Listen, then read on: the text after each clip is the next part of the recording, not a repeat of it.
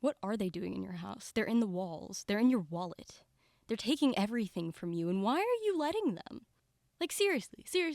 Have you guys, like, stopped for 2 seconds and have, like, taken it seriously? What are they doing in my house? Like, why do I have so many books everywhere?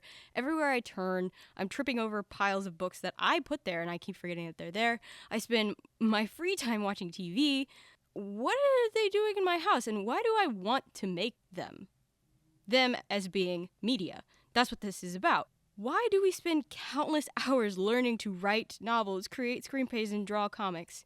Have you ever stopped and asked yourself, what exactly are we making? And when I did stop and ask myself this, I fell down a really, really long rabbit hole that made me realize the importance of media as a concept.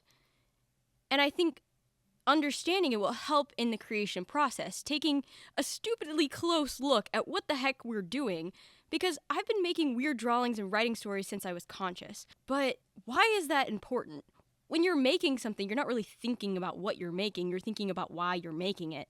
Or at least that's how my brain sees things. The why has always been more important than the what to me.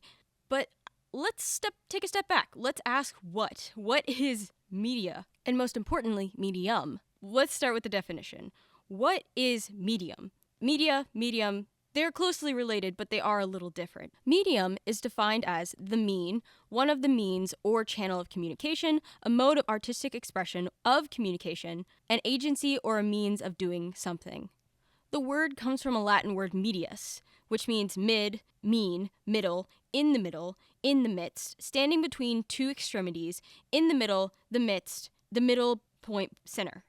That was a lot of words, but I believe we lean towards defining medium as a mode of artistic expression, like paint, the written word, or film. And that makes sense because we associate it with the product of the medium.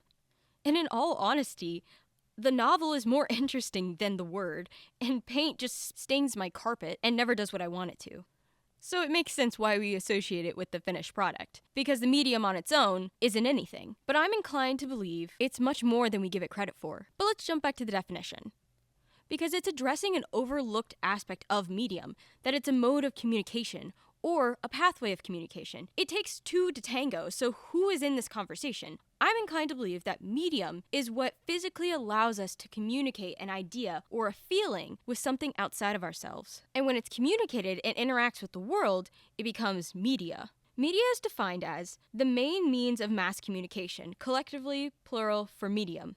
Media may just be the plural of medium, but in a local vernacular, it is regarded as the content that is produced from the medium. It's the book, it's the painting, it's the blockbuster movie. Like I was saying earlier, what is produced is always recognized first when it comes to a piece of art. And don't get me wrong, it's not a bad thing, but in the undertaking to create media, we first have to understand what medium is.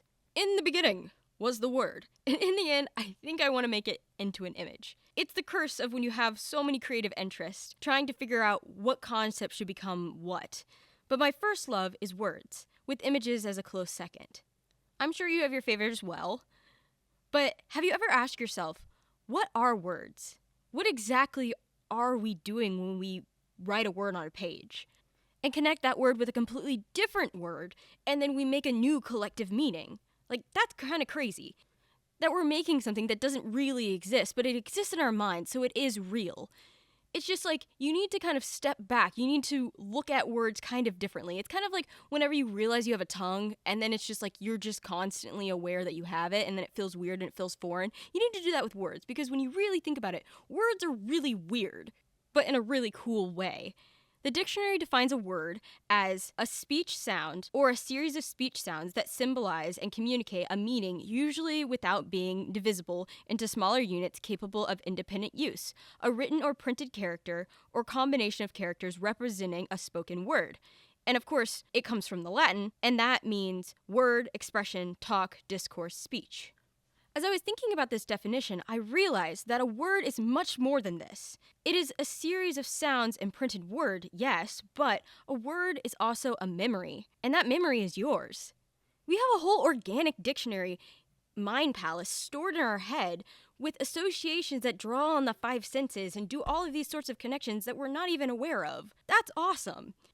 Okay, I'm getting really excited about this. I keep saying that it's just awesome because it is. But let me give you an example. Let me prove this to you. Think of the word root beer.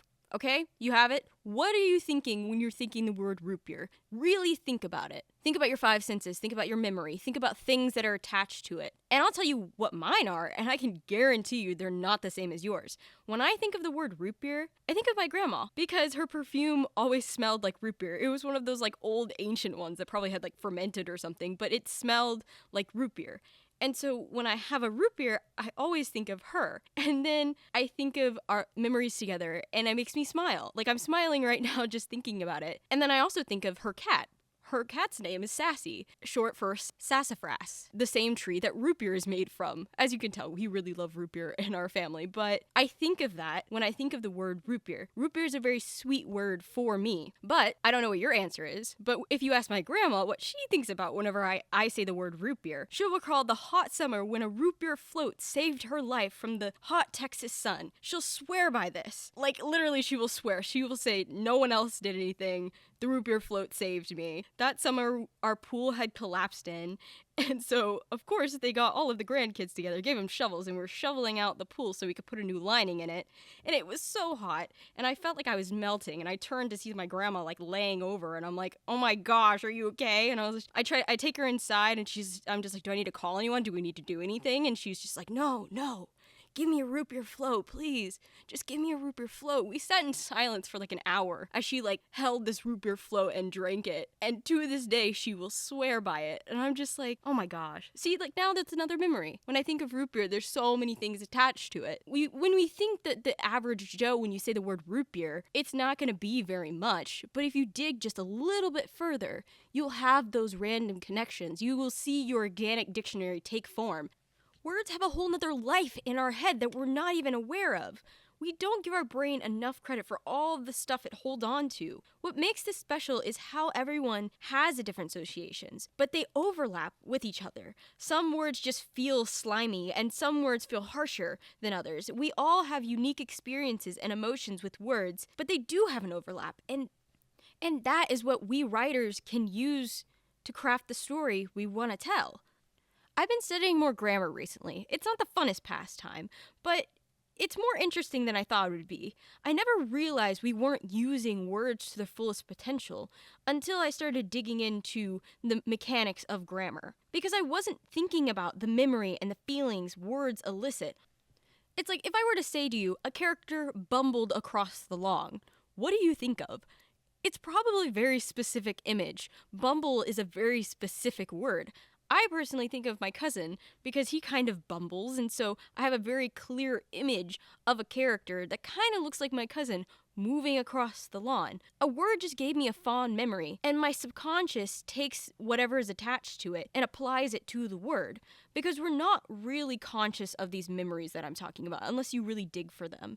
We can only feel that the words have weight, but we definitely notice when our mental image is affected. That is the power of words. That is the power that a novel and a screenplay have. What I'm talking about is a paradigmatic choice. The process of choosing the words is where this all starts and ends. In Brock Landon's book, Building Great Sentences, he has a section called Form is Content and Style is Meaning. He goes on to talk about how writers view this as a binary, but how they're actually intricately woven together. He says, most of what we have been taught to think of style and meaning, or form and content, as two different things. And indeed, it is almost impossible to talk about language without resorting to this binary opposition. We think of content as the idea or information our writing conveys, and we think about style as the way in which we present these ideas. The way we choose to order the prepositional content subtly affects the content, so that the meaning changes ever so slightly with every vocabulary or syntactic? That doesn't sound like a real word, but every syntactic choice we make. Splitting things into this or that is just so easy. We try to separate things, so we're just like, okay, this is our thing, this is what I'm going to be good at, and you can do the rest of it. But the thing is, most things are so intricately woven together that they can't be separated. The more I study, the more I just keep seeing this pattern. And so when I think about stories, for the most part, I think about conflict, the meeting of internal and external that is bound by the laws of cause and effect. The more I think about this, the more I realize that it's the same thing whenever I was trying to understand conflict. It's two forces coming together to make the thing a whole. And so it makes so much sense to me as to why I was ignoring the power of words, because I was too caught up in the story and the meeting and my style. When I would hit a wall, my first instinct always was to rework my idea and refine it and rewrite the whole thing to see if it would come out better the next time. I didn't want to take the time to look at the individual word because I was too focused on the whole of the work. It's very easy to forget the small and large words that help us make the whole. I was missing out entirely on refining the work that I'd created, using and leveraging all that I knew about words and knowledge and memories and life to make an image in someone's mind that maybe one day could become a memory. What's so interesting about all of this whole discussion of media, this rabbit hole we're going down of picking apart these words, is that it was all sparked by an image. When I was reading Watchmen by Alan Moore, I stumbled upon this image, and it made me view words in a completely different light. If you aren't familiar with Watchmen, okay, here's the spark notes. The story is about superheroes, the government, and war. So what's going on is that within this story, they're trying to figure out who's killing superheroes and all that jazz. But what's more important, well, not more important, but what we're focusing on is the secondary story that takes place during the story. It's of this boy reading a comic book, and we see the pages of the comic book as the story is unfolding. And that story is about a man who is shipwrecked and trying to make his way home. The castaway's dialogue is always overlaid as a transition back to the main story. Two completely separate stories combined together, and it doesn't feel disjointed because of the words black and yellow. In the dialogue, the castaway is detailing his situation. The panel is black and yellow, while he's describing black sails against the yellow Indies sky. Moore is guiding our memory and forging his story with these colors, connecting abstract images to concrete story of the shipwrecked man. As the panels zoom out, we see that these abstract colors are a nuclear sign. And now we're right back into the story about war. His choice of words is the only reason this transition works. We talk about words being vehicles for memories and feelings, but where does that exist in an image? Our mental image is overlaid with exactly what the author wants us to see. But I'm getting ahead of myself. We still haven't answered the question, what is an image? We did it for a word, we gotta do it for an image. An image is defined as a visual representation of something, such as a likeness of an object produced on a photographic material, a picture produced on an electronic display, such as a television or a computer screen. And just to throw that out there, the stringing together of images is what we call sequential art. But a singular image is where the magic happens. In that image, we create a scene, a feeling, an atmosphere with nothing but lines and color. Just like how words leverage memories, the color of an image can as well. A dark panel can create a feeling of suspense, just as a bright one can create a feeling of calm. It's drawing on universal memories everyone has. Everyone at some point is afraid of the dark. And you're afraid of the dark because you don't know what's out there. It's a universal thing that, like I said, overlap. There's overlap in memories that we have. And going back to what creates an image, the type of line weight you use in an illustration can affect the viewers. The thicker lines create more definition, and thinner lines make things fade into the background. All of these things are done in service of the thing we're trying to represent. Just like how the medium of words work together, multiple words creating sentences, creating paragraphs, creating a whole entire novel, they work together just like how all of these individual elements in an illustration works to make an image. These two are doing similar things, but with an image, it's more guided. So it doesn't draw as much on your organic dictionary because you're seeing an image in front of your face. You are still involved with the image though. But stepping back, if you're thinking about sequential art, you exist in sequential art, right there in the gutter. That's where you live. While an image is more guided, the distance between images, we do the exact same thing that we do with words. We make our own image. We fill in the blank. Scott McCloud calls this closure. In chapter 3, Blood in the Gutter, he expands on this idea of how we fill in the blanks of incomplete images. He says, "Here in the limbo of the gutter, human imagination takes two separate images and transforms them into a single idea. Nothing is seen between the two panels, but experience tells you that something must be there." The gutter allows the human imagination and its memory to create a scene that will logically make sense between the panels. The story is incomplete if it doesn't fill in the blanks and create the experience between the panels. You can't form the story that exists between the gutter without making sure your panel images are clear. The end product is the goal point, and when we make sequential art, it's very easy to look at the big picture and the overarching story, but when it comes down to it, the singular image is the most important part of your story, just like the regular word is. It can hold so much information. Okay, so we've gone over the parts in the whole in excruciating detail, but what else is there to think about when it comes to media? There's always more to think about. There's always more questions. Everything is so multi-part that it's kind of confusing sometimes. But let's do a little thought experiment. You sit down, you consider your medium, and you craft this wonderful, beautiful story. It takes you months, years, weeks, whatever. It's done. But is that it? It's a very simple question that I'd never thought to ask myself. You need to understand, is this the media you're going to be kicking out in the world? And you might think to yourself, yes, this is it. After it's edited and polished, of course. But that's not what I'm getting at. What I'm getting at is that you need to understand the purpose of the art that you're making. Like I said, words are my first love, but images are a close second, so my area of interest are novels, comics, and the screenplay. So, starting out, I treated all of these art forms the exact same. Even though they're all tied together through storytelling behind the medium, they are inherently different because of the processes. Each one of them will produce a different response from the viewer or the reader, and I wasn't really thinking about that. I used to believe that stories could transcend medium, so it didn't really matter if my prose were clunky and my panels were haphazard, my screenplay read like a novel, as long as my story was solid. But finally, I started to share my work, and those things are what got in the way of my story. And I started to realize just how much medium matters. The story I have to tell and the themes I want to convey deserve to be clear. And I realized I needed to work on the craft aspect of my story. So I started going back to see if I could understand media for what it is.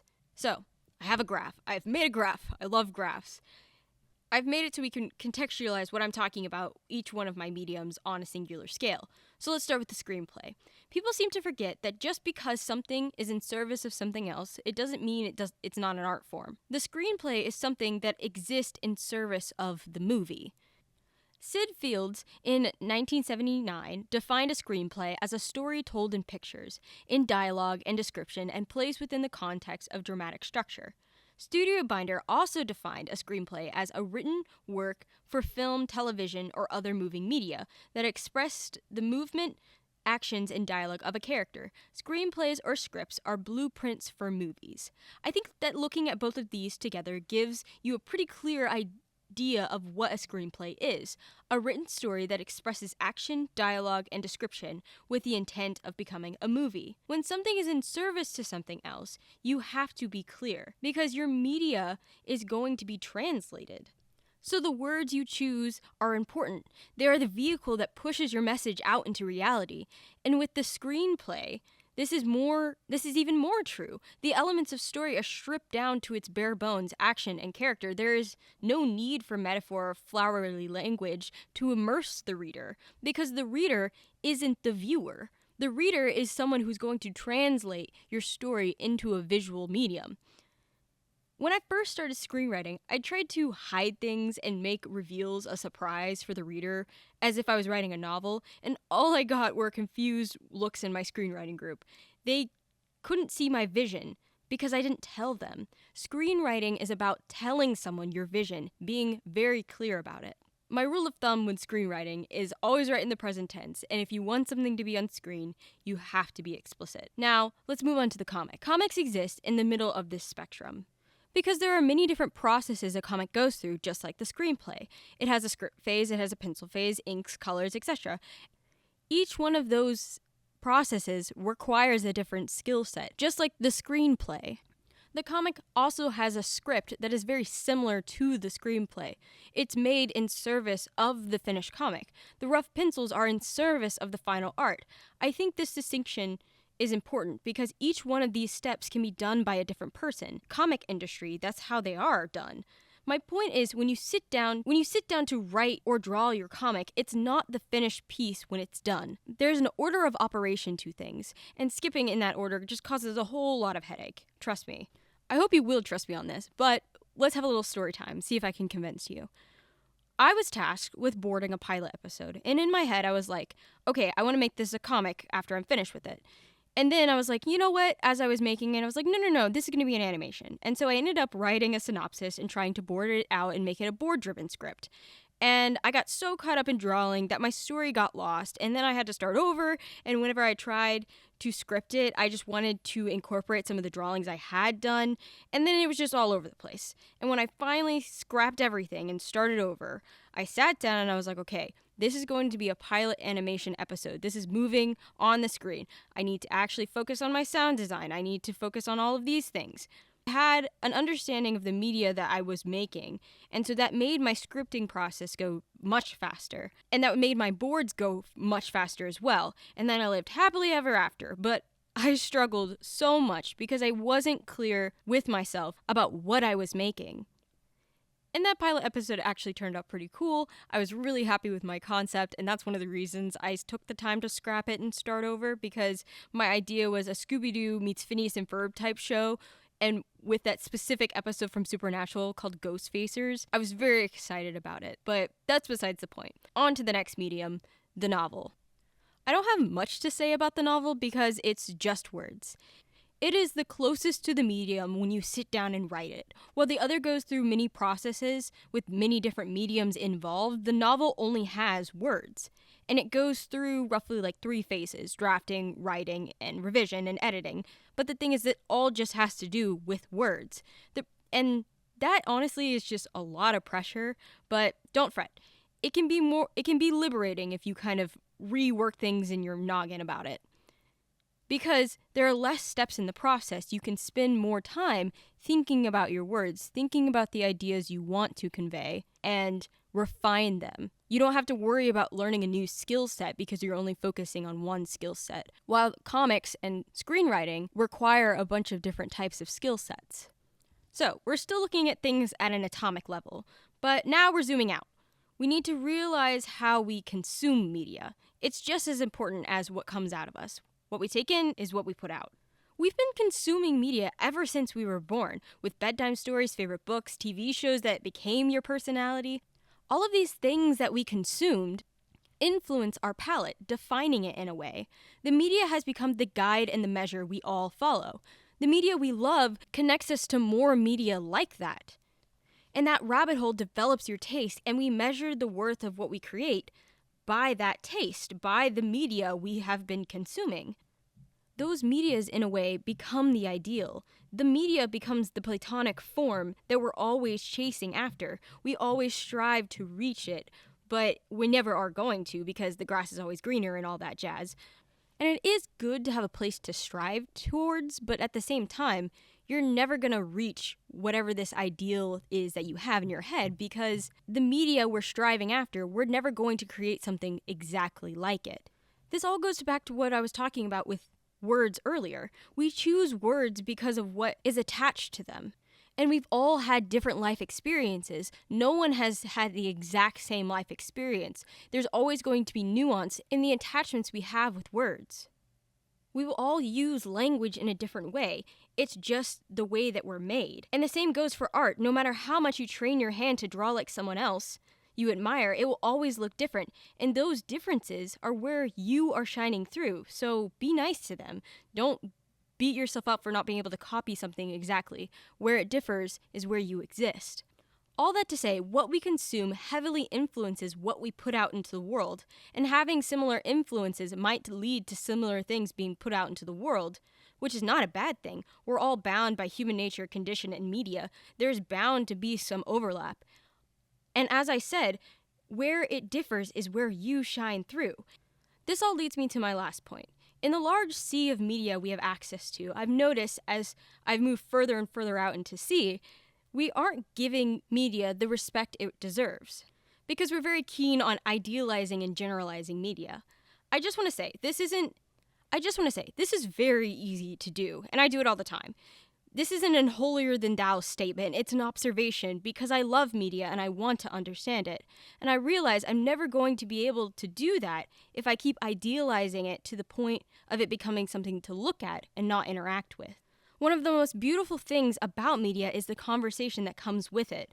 But all the idealized media has an echo chamber around it, and if you dare criticize it, you'll get shot on sight.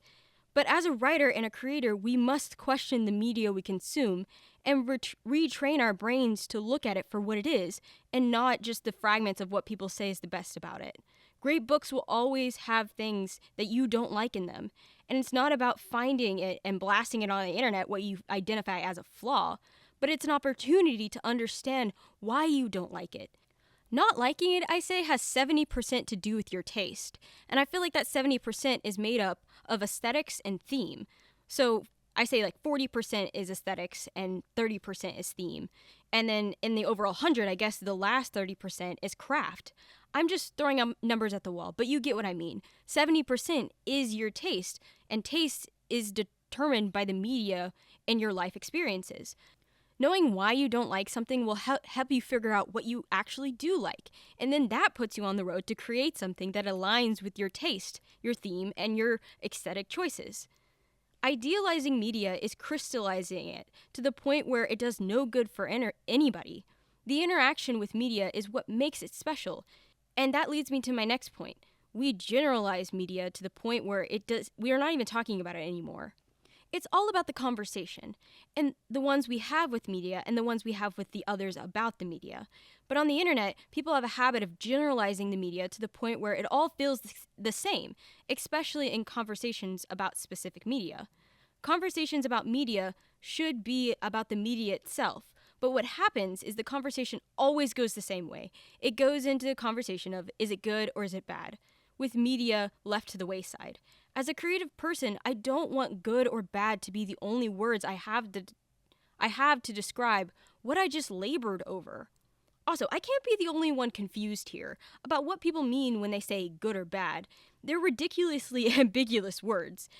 And that's why I think this conversation of good and bad always dominates the conversation, because people are on the same page, and so they use the media to prove their definition of good and bad. But we should look at the media for what it is and whether it resonates with you or not. A conversation about whether something is good or bad isn't a bad conversation, but I don't think it is helpful when looking at one piece of media. I do think a conversation like that could be helpful if you're trying to articulate your taste when it comes to media, defining what you consider good or bad.